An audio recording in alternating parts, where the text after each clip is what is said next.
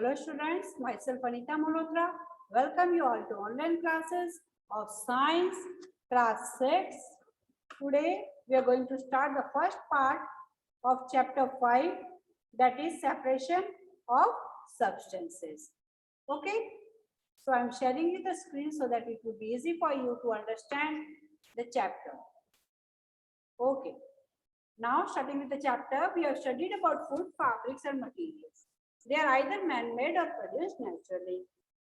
But in raw form, most of them are mixed with some other substances. For example, grains are mixed with stalks, pulses are mixed with small stones, fruits and vegetables may be mixed with rotten fruits or vegetables. Cotton fibers are mixed with seeds, common salt is mixed with other impurities, etc. अब क्या है कि आपने देखा होगा कि हमने ना पिछले चैप्टर्स में हमने पढ़ा था, फूड के बारे में पढ़ा था, फैब्रिक के बारे में पढ़ा था और दूसरे मटेरियल्स के बारे में पढ़ा था। तो ये जो चीजें हैं या तो वो मैन मेड भी हो सकते हैं या फिर उनको नेचुरली प्रोड्यूस भी हो सकती हैं, ठीक है। परंतु जब कच्चा माल होता है ना, जब उसको किसी चीज के दूसरी चीजों के अंदर मिक्स किया जाता है तो उसको फिर क्या कहते हैं, वो मिक्स सब्सटेंस बन जाता है, ठीक है। जैसे कि ग्रेन्स वगैरह है, अनाज वगैरह है, ठीक है, उनमें है ना कुछ है ना स्टॉक्स बने, कुछ है ना तीले वगैरह होते हैं, कुछ छोटे लकड़ी के दाने वगैरह होते हैं, कुछ कचरा वगैरह होता है। पल्सेस हैं जिसमें मिक्स स्मॉल स्टोन्स, पत्थरों वगैरह में कहते हैं कि छोटे छोटे जो है पत्थर मिला दिए जाते हैं। फ्रूट्स और वेजिटेबल्स के अंदर है ना सड़े हुए फ्रूट्स और वेजिटेबल्स मिला सकते हैं। कॉटन फाइबर्स के अंदर क्या होता है, सीड्स मिली हुई होती है। कॉमन सॉल्ट के अंदर भी काफी सारी जो इम्प्योरिटीज वगैरह जो है वो मिली हुई होती हैं। कभी कभी अपने आप मिली हुई होती है तो चलो ठीक है, उसको उस टाइम पे जैसे प्रोडक्शन करा, उसका जो हार्वेस्टिंग वगैरह करा, उस टाइम पे अगर वो हो गया अपने आप तो चलो कोई बात नहीं। परंतु कई लोग क्या करते हैं अपने फायदे के लिए इनके अंदर जो है इम्प्योरिटीज वगैरह को जो वो ऐड कर देते हैं, ठीक है। तो ये क्या होता है कि गलत बात होती है। Therefore, various techniques are used to separate unwanted substances depending upon size and quantity of mixed substances. For example, it is easy to separate rotten fruits from the good fruits, but what if we have to separate sand from the salt? Can you pick the crystals of salt by hand? Definitely not. Thus, we need to obtain different techniques of separating substances which are based on the properties of various substances. अब क्या है कि है ना, इसलिए जैसे मिलावट वगैरह हो जाती है, इसमें कचरा वगैरह मिक्स होता है, तो इस वजह से इनको अलग करने के लिए, सब्सटेंस को अलग करने के लिए हमें है ना कुछ टेक्निक्स का डेवलपमेंट हमने किया है और कर रहे हैं, जिससे कि ना उनके साइज के आधार पे, उनकी क्वांटिटी के आधार पे उनको जो है हम सेपरेट कर सकते हैं, ठीक है। अब क्या है कि कई बार तो क्या कुछ फ्रूट्स हैं, फ्रूट्स और वेजिटेबल्स हैं, अगर उनके अंदर क्या हुआ है कि है ना कुछ सड़े गले जो रॉटन मतलब होता है सड़े हुए या खराब फ्रूट्स और वेजिटेबल्स अगर मिक्स है तो उनको तो हम उठा के इजीली जो है अलग कर देंगे, अच्छे वालों को अलग कर देंगे और खराब वालों को हटा के हम अलग कर सकते हैं। परंतु अगर मान लीजिए कि नमक के अंदर है ना बजरी मिली हुई है, बजरी मतलब सैंड रेत मिली हुई है, तो क्या हमें ना सैंड का एक एक दाना पकड़ पकड़ के उठाएंगे क्या? नहीं, उसके लिए हमें अलग टेक्निक की जरूरत पड़ती है। तो इसलिए उन चीजों के गुणों के आधार पे अलग अलग प्रकार की जो है सेपरेशन की टेक्निक्स जो है वो यूज की जाए, ठीक है। अब हम आगे पढ़ेंगे प्योर सब्सटेंस एंड मिक्सचर। अब हम देखते हैं कि प्योर सब्सटेंस क्या है और मिक्सचर क्या होता है। The substance which contain only one component is called pure substance. ऐसा सब्सटेंस जिसके अंदर सिर्फ एक ही कंपोनेंट होता है उसको कहते हैं pure substance. All elements and compounds are pure substances. सब एलिमेंट और कंपाउंड होते हैं वो प्योर सब्सटेंस होते हैं। Example of pure substances are salt, sugar, distilled water, oxygen, nitrogen etcetera. तो अब प्योर सब्सटेंस क्या क्या है, इसके एग्जांपल क्या है, सॉल्ट हो गया, शुगर हो गया, डिस्टिल्ड वाटर हो गया, ऑक्सीजन हो गया, नाइट्रोजन हो गया। तो ये सब चीजें क्या है, ये प्योर सब्सटेंस है। The substance which contain more than one component is called mixture. अब क्या है कि कोई भी सब्सटेंस जिसके अंदर अगर एक से ज्यादा कंपोनेंट होंगे तो हम उसको मिक्सचर कहेंगे। The components of mixture can be separated by physical method of separation. अब क्या है कि ना मिक्सचर के अंदर से जो कंपोनेंट्स है उनको हमें ना फिजिकल मेथड से अपन उनको अलग अलग कर सकते हैं।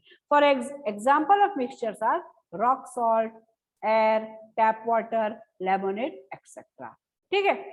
Thus the impure form of a material which undergoes the process of separation is called mixture. तो क्या है वो इम्प्योर मतलब अशुद्ध फॉर्म ऑफ मटेरियल जिसको कि हम सेपरेट कर सकते हैं, जिसके अंदर से हम विभिन्न कंपाउंड्स को जो है उसमें से जो है अलग मटेरियल्स को अलग सेपरेट कर सकते हैं, उसको हम कहते हैं mixture. Let us learn the difference between pure substance and mixture by the following activity. अब हम क्या करते हैं, एक एक्टिविटी करेंगे जिससे कि प्योर और इम्प्योर, प्योर और मिक्सचर के बारे में हम पता लगाएंगे। ठीक है, अब ये एक्टिविटी हमने क्या एक्टिविटी है, take a teaspoonful each of sugar, common salt and soil in 3 separate dishes marked A, B and C respectively. Observe the contents of each dish carefully with magnifying glass.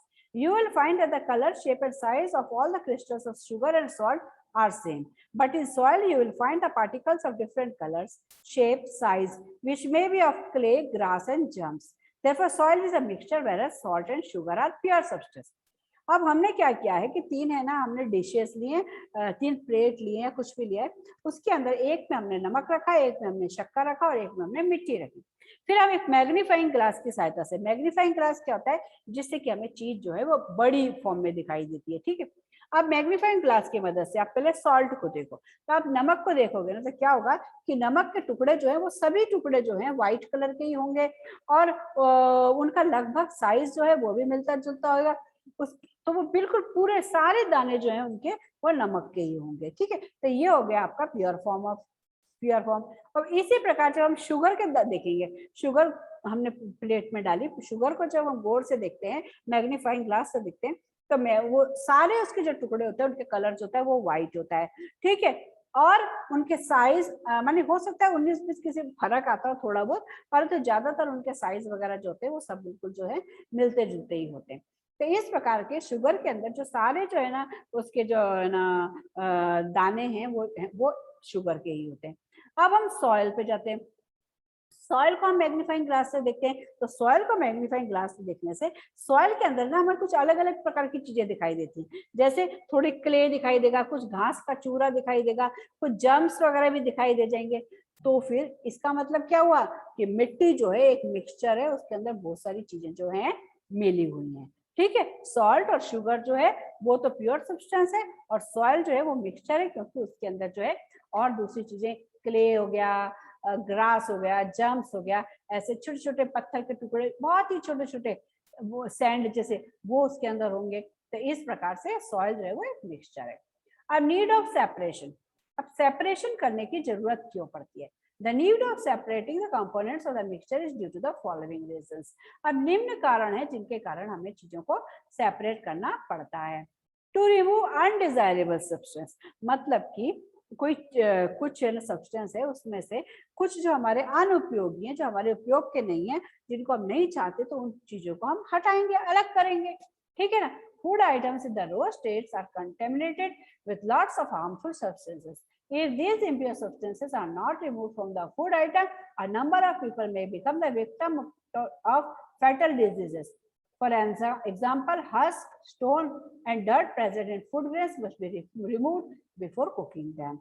अब क्या है कि हमारे खाने पीने का जो फूड आइटम्स वगैरह जो होते हैं, उनके अंदर से हमें बहुत सारी चीजों को जो होती है, जो हमारे यूज की नहीं होती है, उनको हमें निकालना पड़ता है। ठीक है, अगर हम उनको नहीं निकालेंगे तो उससे हम बीमार भी हो सकते हैं। ठीक है, तो क्या क्या चीजें हम निकालते हैं, जैसे कि ना फूड ग्रेन्स वगैरह, मानी अनाज है, अनाज जो है हमें ना हार्वेस्टिंग करके उसको हमें ना बोरियों में भर के मार्केट में बेचे जाते हैं, मार्केट से हम लोग खरीद के लाते हैं। अब गेहूं वगैरह है, मान लीजिए अगर गेहूं में क्या मिलावट होती है, कभी कभी तो सेल्फ ही अपने आप ही उसमें छोटे छोटे लकड़ी के तीले होते हैं, और या तो फिर उसके अंदर है ना छोटे छोटे मिट्टी के ना ढेले से होते हैं, और भी कोई चीजें जो होती है जो अनाज में मिक्स होती हैं। अगर हम उनको साफ नहीं करेंगे, उनको सेपरेट करके निकाल के फेंकेंगे नहीं, अगर हमने वैसा ही आटा पिसवा लिया, तो उससे क्या होगा कि है ना आटे के अंदर जब उस आटे की रोटी हम बनाएंगे, तो उसमें हमारे दांतों में खरीच आएगी और मिट्टी आएगी, तो उसमें क्या होगा, हमारा पूरा खाना वगैरह जो है उसका टेस्ट भी खराब हो जाएगा, और हम उसको कैसे खाएंगे, पैसों का भी वेस्टेज हो जाएगा, और अगर वो हम बाई चांस खा भी लेते हैं तो उससे क्या होता है, हम बीमार भी हो सकते हैं। ठीक है, और इसके अलावा जो होता है कई बार जो दालें वगैरह जो होती है उनमें ना छोटे छोटे पत्थर वगैरह मिक्स होते हैं।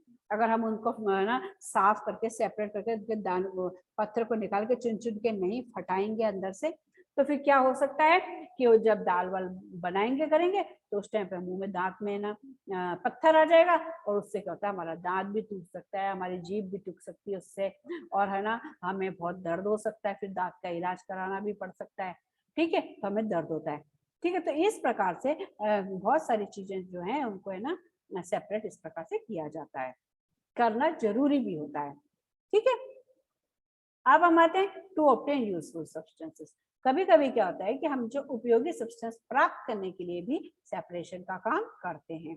Mixture contains useful substances which need to be separated. Mixture के अंदर है ना, कभी कोई मिक्सचर है उसमें ना दो तीन चीजें मिली हुई हैं, तो उनमें से कोई एक चीज जो होती है ना वो हमें ना बहुत उपयोगी होती है, हमें चाहिए होती है, तो हम उसको अलग से अलग कर लेते हैं।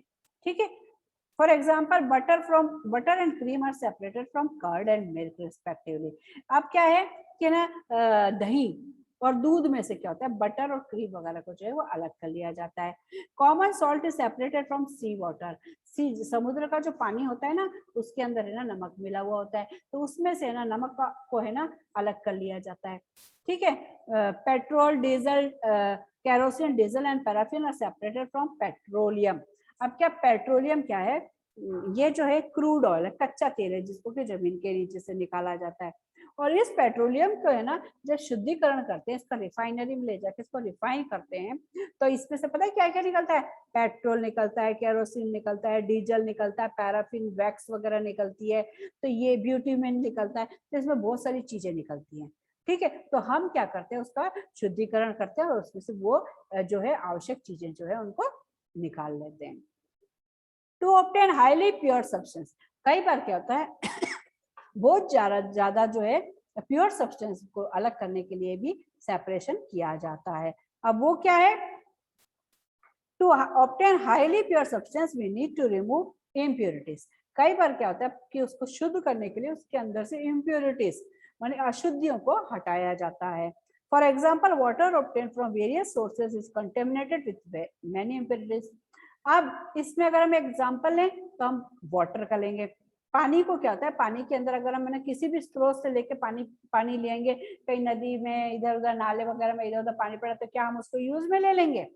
हाँ, तो कई बार जो होता है उनका जो पानी होता है वो दूषित पानी होता है, उसका जो है हम प्यूरिफिकेशन करते हैं, उसको शुद्ध बनाते हैं और पीने लायक बनाते हैं। To obtain pure water we need to remove impurities. हमें प्योर वाटर प्राप्त करने के लिए हम उसके अंदर से अशुद्धियों को इम्प्योरिटीज को जो है वो दूर करते हैं।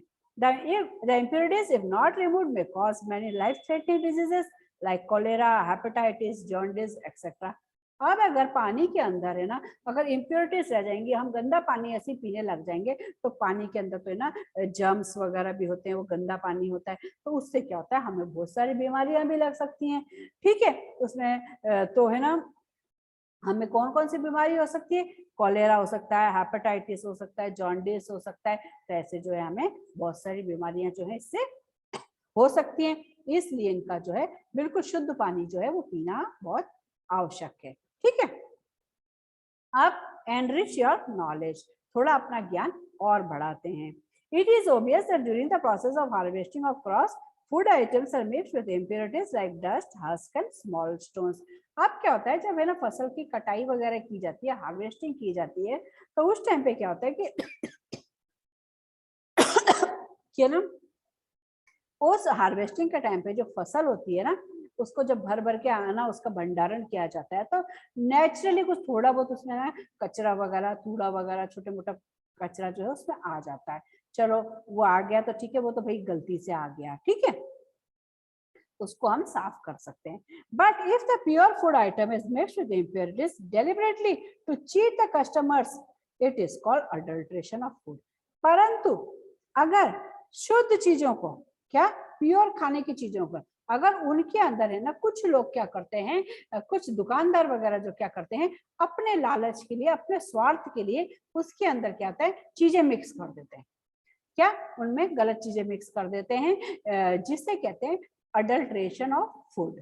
ठीक है, अब इसमें क्या क्या होता है, Very often rice is mixed with small white stones, chili powder is mixed with colored sawdust and black pepper is mixed with papaya seed. अब इसमें पता है क्या करते हैं, जैसे चावल व्हाइट कलर के होते हैं ना, तो व्हाइट कलर के चावल के अंदर छोटे छोटे व्हाइट कलर के कंकड़ मिला देते हैं, व्हाइट पत्थर छोटे छोटे कंकड़ मिला देते हैं। उससे क्या होता है कि उसको तोलते हैं तो उसमें ना वजन ज्यादा आता है, उनको ज्यादा प्रॉफिट हो जाता है। ठीक है, तो ये जो है बिल्कुल गलत बात है, इसको अडल्ट्रेशन कहते हैं। इसके अलावा मिर्ची जो होती है, मिर्ची के अंदर क्या करते हैं, सॉ डस्ट वगैरह जो होता है, मतलब कि ना लकड़ी को जब है ना रंधा वगैरह मारते हैं ना, तो उसका जो चूरा वूरा होता है ना, उसका कलर भी थोड़ा रेडिश टाइप का होता है, तो ऐसे उनको भी चीजों को ना उनमें मिला देते हैं। और क्या करते हैं, काली मिर्च जो होती है ना, उसमें पपीते के बीज मिला देते हैं। काली मिर्च और पपीते के बीज आप देखना, वो दोनों आपस में जो है वो एक दूसरे से मिलते जुलते से लगते हैं, तो वो क्या करते हैं कि ना काली मिर्ची जो है वो तो बहुत महंगी आती है, तो उसके अंदर वो लोग पपीते के बीज मिला देते हैं, तो उसको कहते हैं adulteration of food. Not to speak of stones and seeds, greedy sellers mix very poisonous chemicals in food items such as turmeric is mixed with poisonous chemicals to give in an attractive yellow color.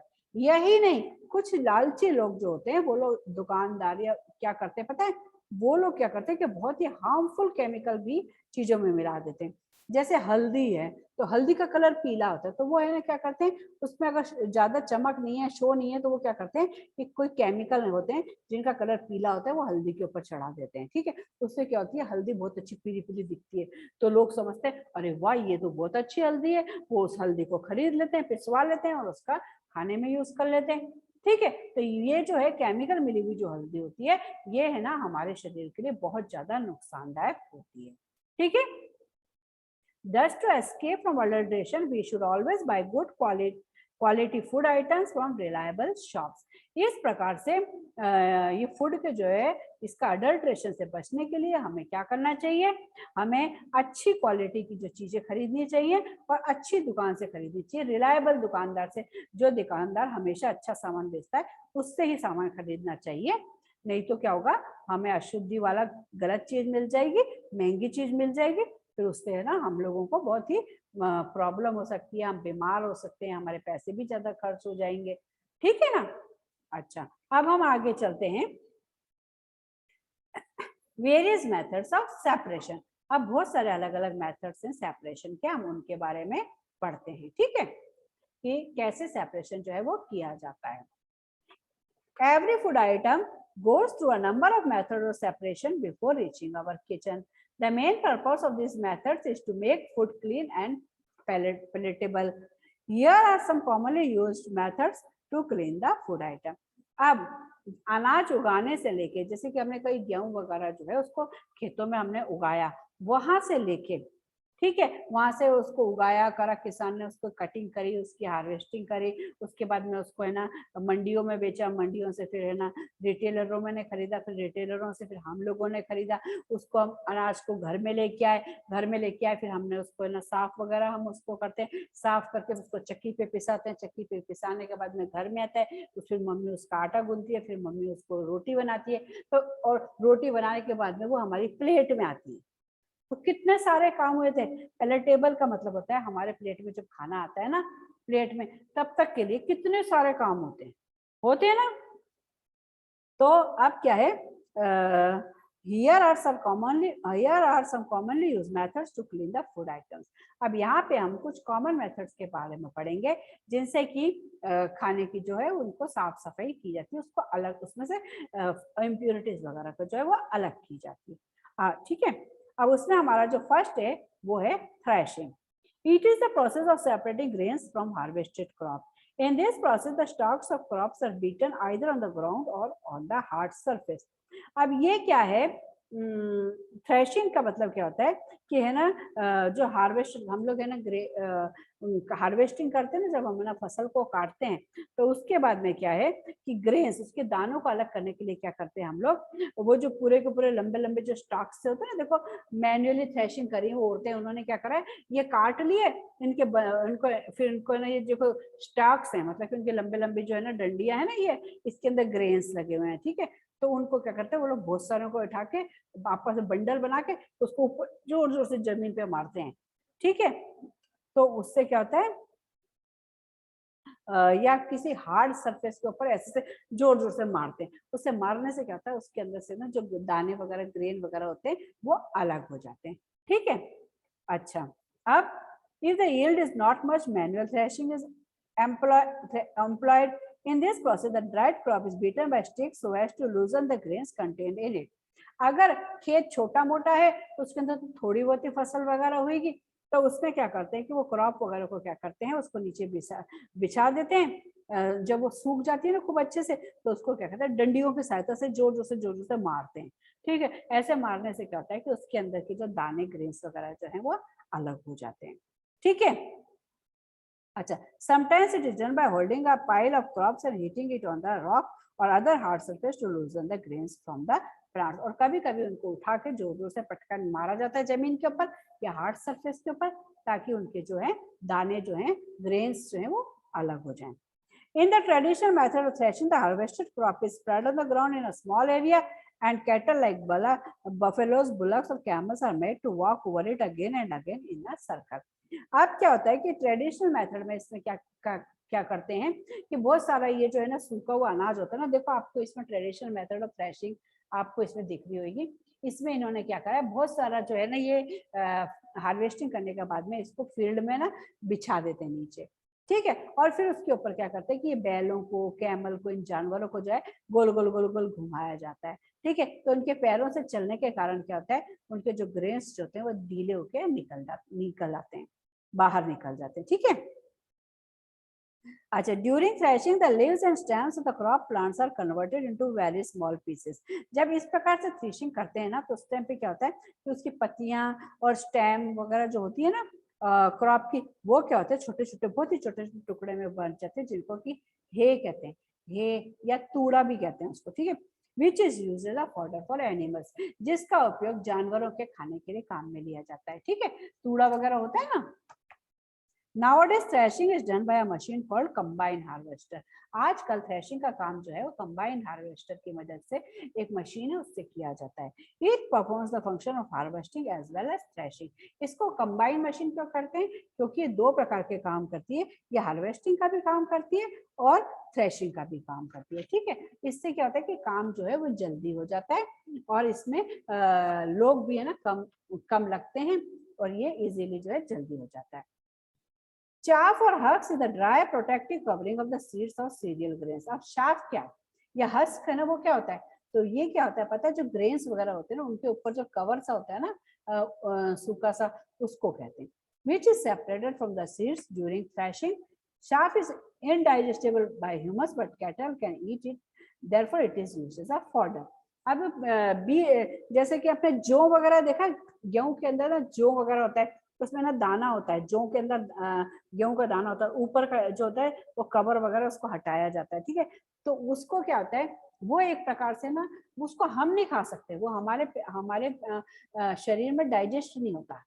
ठीक है, परंतु वो जानवर वगैरह जो है उसको digest कर लेते हैं, तो इसलिए उसका उपयोग जो है जानवरों के खाने के लिए फॉडर के रूप में जो है उसका यूज किया जाता है। ठीक है, अब हम आते हैं हमारे नेक्स्ट टॉपिक पे, वो है विनोइंग के ऊपर। ठीक है, the grains obtained after threshing are mixed with husk और चाफ। जो हमें ग्रेन्स अब है ना प्राप्त हुए हैं थ्रेशिंग के बाद, उनको क्या कहते हैं, हस्क और चाफ के समय वो मिले हुए होते हैं।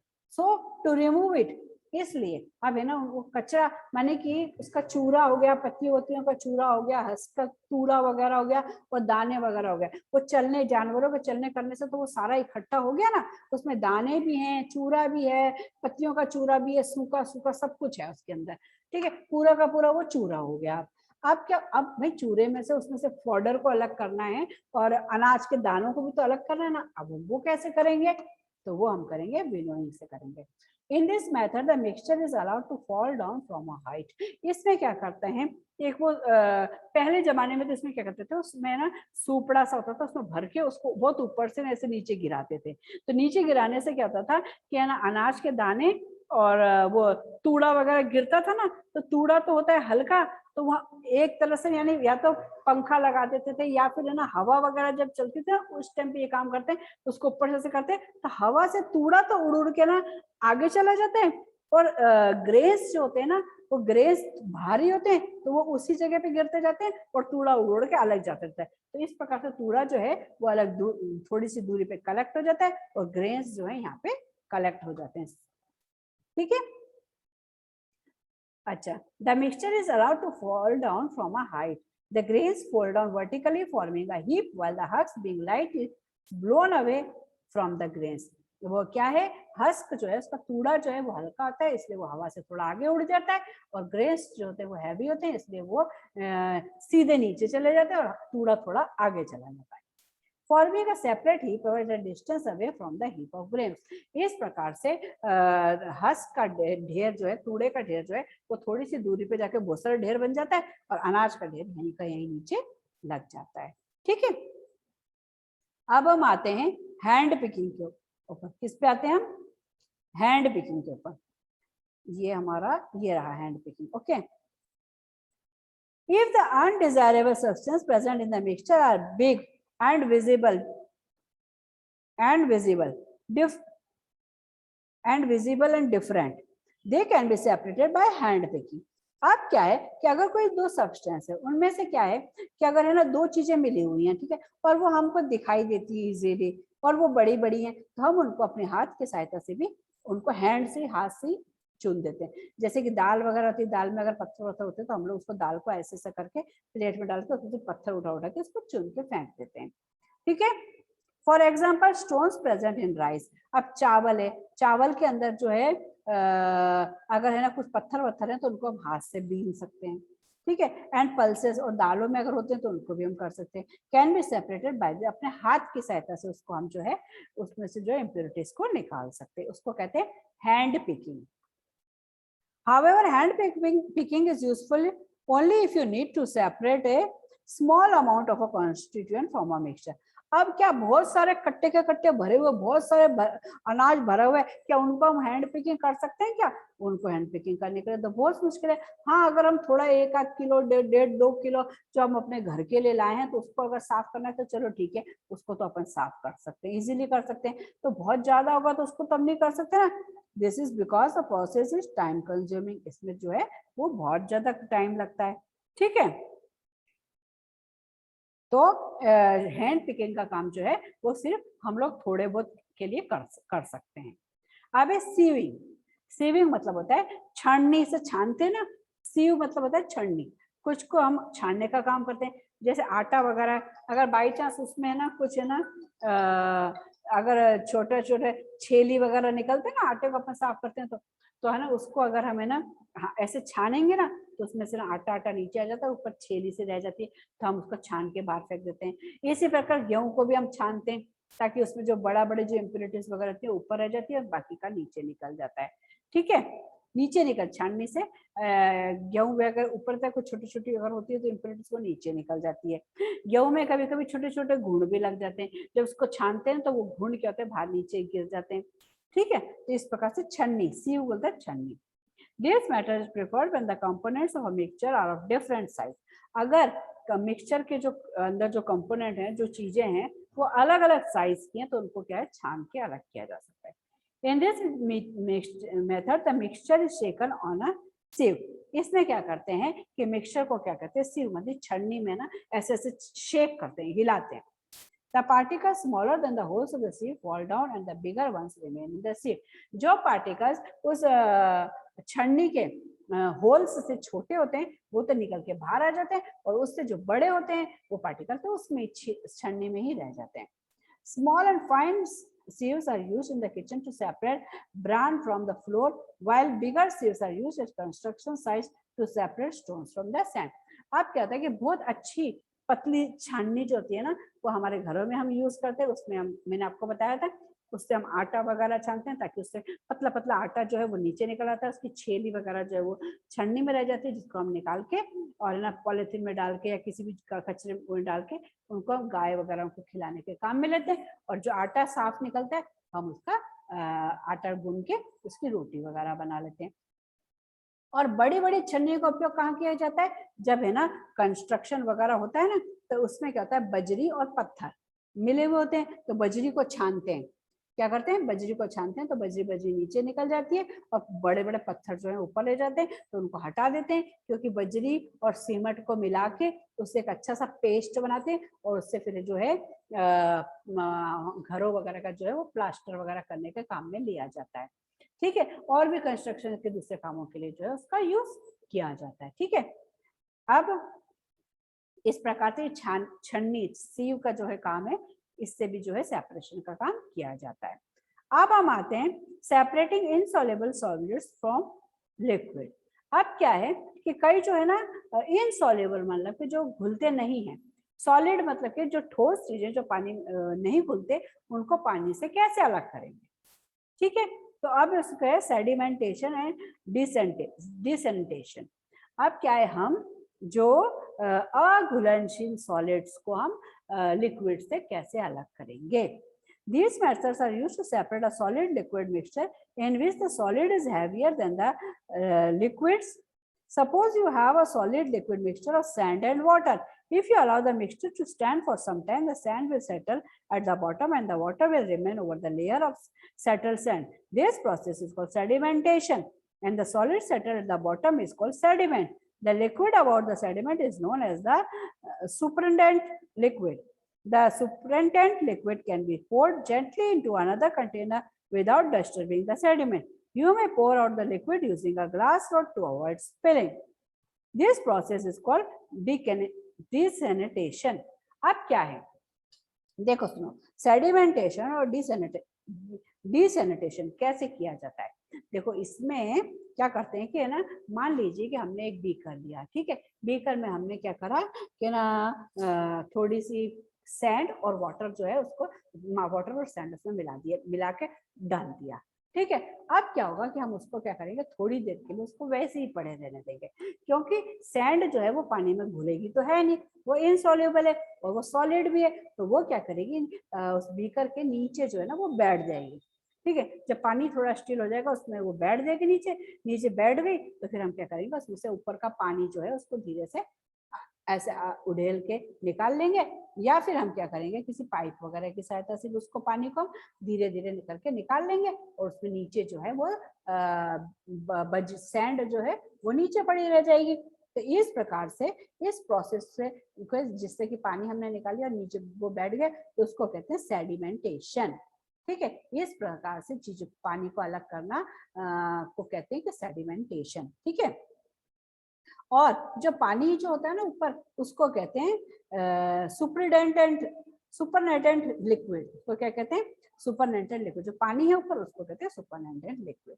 ठीक है, तो इस प्रकार से आप समझ में आ गए। जब हमें ना किसी ग्लास रॉड से या किसी चीज से, अगर हम ये चाहते हैं कि ना पानी ना डुले नहीं, तो हम लोग क्या करते हैं, किसी ग्लास रॉड से धीरे से ना उस पानी को जो हम निकाल के जो बाहर निकाल लेते हैं, इस प्रोसेस को हम कहते हैं डिसैनिटेशन। ठीक है, सेडिमेंटेशन का मतलब है कि ना उसके अंदर जो इनसॉल्युबल प्यूरिटीज है वो नीचे बैठ जाती है, तो उसको तो कहते हैं सेडिमेंटेशन, और जो ऊपर जो पानी बचा उसको, जो पानी को हम जो बाहर निकाल लेते हैं उसको कहते हैं डिसैनिटेशन। ठीक है, तो इस प्रकार से जो है हम जो है ना इनसॉल्युबल जो है ना सॉलिड्स होते हैं उनको हम लिक्विड से जो है वो अलग कर लेते हैं। ठीक है, अब इसके अंदर जो है हमारी जो है एक एक्टिविटी आई है। ठीक है, अब एक्टिविटी क्या है हमारी, सुनो, to separate a mixture of sand and water by sedimentation and decantation. अब इसने ये क्या करा है कि ये जो है हमने, इसने हमें एक्सपेरिमेंट करके बता रहा है कि कैसे हमने ये सेडिमेंटेशन और डिसैनिटेशन जो है ये करना है। ठीक है, इसके लिए हमें मटेरियल्स क्या क्या चाहिए, हमें सैंड चाहिए, पानी चाहिए, 2 बीकर चाहिए एंड अ ग्लास रॉड चाहिए, एक ग्लास की रॉड चाहिए, छड़ी चाहिए। ठीक है, अच्छा, आप क्या करेंगे, half fill a beaker with water and mix a little sand in it. क्या करा हमने, एक बीकर लिया और उसमें है ना आधा तो हमने पानी भर दिया और उसके अंदर हमने बजरी डाल दी। ठीक है, सैंड हमने उसमें डाल दी। Allow the mixture to stand for a few minute. वो हिल रहा होता है ना, पानी वानी हिलता रहता है, उसको थोड़ी देर के लिए ऐसे रख दो ताकि वो स्टिल हो जाए, शांत हो जाए। ठीक है, the heavier sand particles will settle down at the bottom. तो जो भारी भारी सैंड के पार्टिकल्स वगैरह जो हैं वो क्या होते हैं कि है ना बीकर के नीचे तलेटी में जाके बैठ जाते हैं। ठीक है, अब क्या होगा carefully pour the water into another beaker, धीरे धीरे ऊपर के पानी को जो है वो दूसरे बीकर के अंदर डाल दो, ठीक है। यूजिंग अ ग्लास रॉड की सहायता से डाल दो। Do not disturb the sand at the bottom, नीचे की सैंड को जो है वो हिलने मत देना, ठीक है। कंक्लूजन, इससे क्या शो हुआ? This shows that by the process of sedimentation and desanitations, mixture of sand and water is separated। इस प्रकार से इस एक्सपेरिमेंट से हम ये समझते हैं कि किस प्रकार से सेडिमेंटेशन और डिसैनिटेशन करके हम बजरी और पानी को जो है वो अलग अलग कर सकते हैं, ठीक है।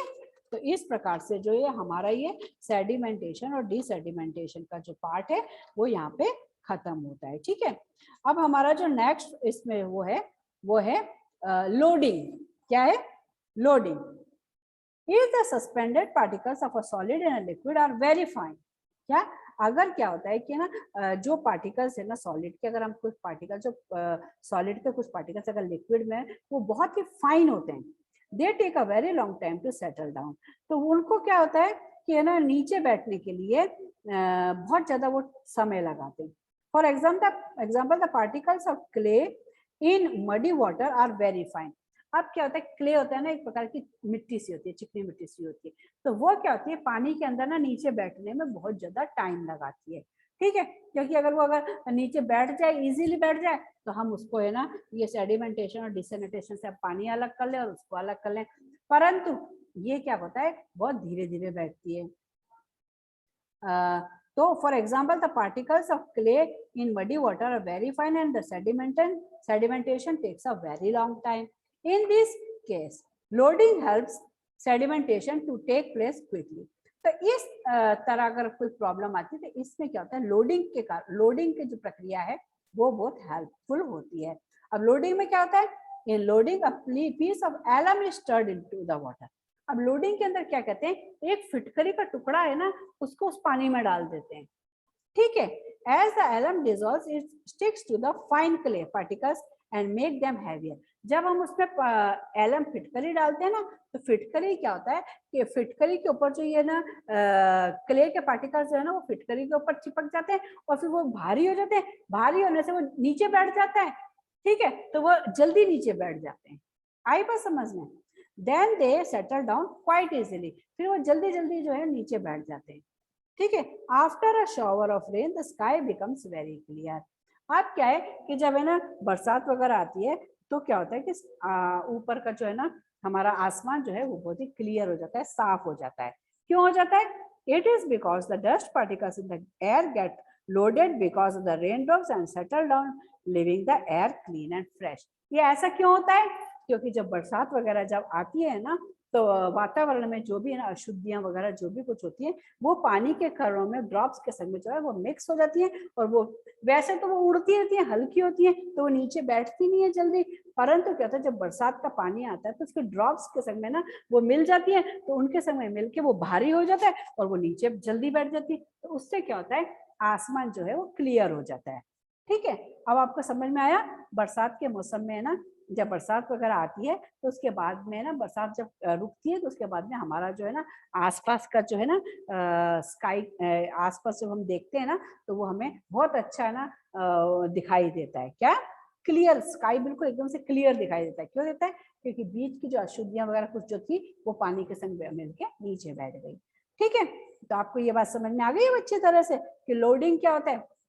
लोडिंग में क्या होता है एक बार मैं फिर से आपको बता देती हूँ। एक बीकर लो, बीकर में हमने पानी डाला और पानी के अंदर क्या करा हमने क्ले वगैरह जो है थोड़ी सी क्ले और मिट्टी वगैरह जो है उसमें डाल दी, हमने मिला दी, ठीक है। तो अब इसमें क्या हुआ कि क्ले जो होता है ना वो क्या होता है एकदम से नीचे नहीं बैठता, तो उसको क्या होता है बहुत टाइम लगता है बैठने में, तो उस टाइम पे क्या करते हैं फिटकरी को फिटकरी उसमें डाल देते हैं, तो फिटकरी के संग में क्ले चिपक जाता है, उसके ऊपर चिपक जाता है। अब भारी हो गई चीज तो वो जल्दी नीचे बैठ जाता है, जल्दी नीचे बैठ जाता है तो उसके बाद में हम पानी को जो है उसमें से अलग कर सकते हैं, ठीक है। तो ये प्रक्रिया जो होती है इसको कहते हैं हम लोडिंग।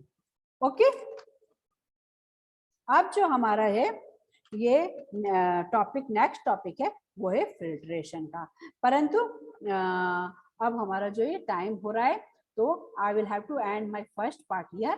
तो हम अब मिलते हैं सेकंड पार्ट में with the end in that part we will continue our chapter. So have a good day, take care, thank you.